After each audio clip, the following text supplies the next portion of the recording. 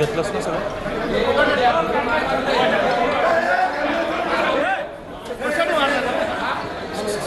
कार्यकर्ते आपापसात या ठिकाणी भिडलेले आहेत। पडळकर आणि जितेंद्र आव्हाड यांचे कार्यकर्ते इथे आपापसात भिडलेत। ही थेट दृश्य आपण या ठिकाणी पाहतोय। पडळकर आणि जितेंद्र आव्हाड यांचे कार्यकर्ते भिडले। याआधी नुकतीच काही वेळापूर्वी जितेंद्र आव्हाड यांनी आपल्याला जीवे मारण्याची धमकी आल्याचा आरोप केला होता। या संदर्भातलं त्यांनी एक ट्विट देखील केलेलं होतं। त्यानंतर आता पडळकर आणि जितेंद्र आव्हाड यांचे कार्यकर्ते भिडलेत। विधान भवनाच्या लॉबीमध्येच पडळकर आणि आव्हाडांचे कार्यकर्ते भिडले। विधान भवनाच्या लॉबीमध्ये पडळकर आणि आव्हाड यांचे कार्यकर्ते भिडलेत। त्याची ही दृश्य आपण या ठिकाणी पाहतोय। काही वेळापूर्वीच आव्हाडांनी आपल्याला धमकी देण्यात आल्याचं म्हटलं होतं। या संदर्भात त्यांनी ट्विट देखील केलं होतं। धमकीचा जो मेसेज आहे तो देखील त्यांनी ट्विट केलेला होता। त्यानंतर काल आव्हाड आणि पडळकर यांच्यामध्ये पुन्हा एकदा वाद झाला होता। ज्या पद्धतीनं नितीन देशमुख यांनी तुम्हाला काल शिवीगाळ केली होती, बघून घेण्याची भाषा सुद्धा त्या ठिकाणी वापरण्यात आली। बेटा कोण आहे मला माहित नाही, मी ओळखत नाही त्याला।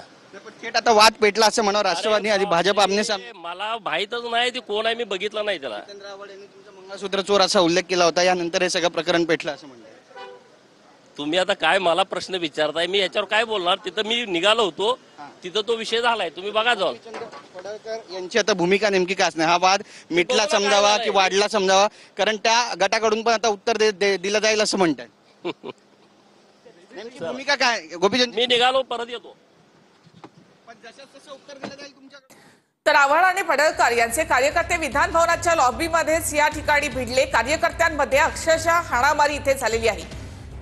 विधान भवनाच्या लॉबीमध्ये हा सगळा प्रकार घडलेला आहे। अरे नाही बाबा, असं ज्या पद्धतीने शिवीगाळ केली जाते, धमकी देण्याचा एक प्रकार केला जातोय। तुमच्या कार्यकर्त्यांना जितेंद्र आव्हाडांना सुद्धा धमक्या दिलेल्या आहेत। नाही, मला माहित नाही धमकी दिलेली, ते सांगायला दिलेत काय। चला, ही सगळी दृश्य आपण या ठिकाणी पाहतोय। गोपीचंद पडळकर यांची आणि त्यासोबतच नितीन देशमुख यांची आपसामध्ये दोन्ही कार्यकर्ते जे ते भिडलेले आहेत अशी माहिती समोर येते आणि कपडे सुद्धा यामध्ये फाडण्यात आलेत असं सुद्धा कळतंय। त्यामुळे आता नेमकं काय घडणार आहे, हे प्रकरण आणखी जास्त पेटणार आहे का, पाहणं महत्त्वाचं ठरणार आहे। पण विधान भवनाच्या आतमध्ये घडलेल्या या घटनेनंतर राजकीय वर्तुळामध्ये खळबळ उडाली आहे। कॅमेरा पर्सन रोहनसह गिरीश गायकवाड, TV9 मराठी, मुंबई। तर पडळकर यांनी यावर कोणतीही प्रतिक्रिया दिली नाही। मात्र आव्हाड आणि पडळकर यांचे कार्यकर्ते विधान भवनाच्या लॉबीमध्येच या ठिकाणी भिडले।